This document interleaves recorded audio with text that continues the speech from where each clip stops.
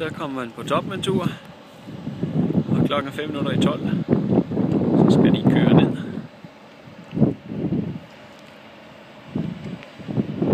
Her har vi Hjortdalsens Nytten ude bag, ned over Voss Strand, Mørkdalen, Stølsheimen her rundt, og Volafjell.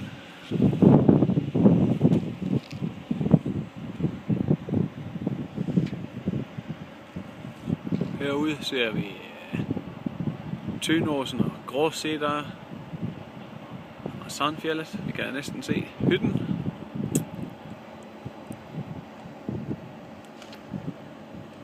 Og her langt nede har vi Hangårdstoppen. Og Voss ligger lige hernede bagved. Fin tur op. 2 timer og 9 minutter. Ufattelig meget sne i fjellet nu.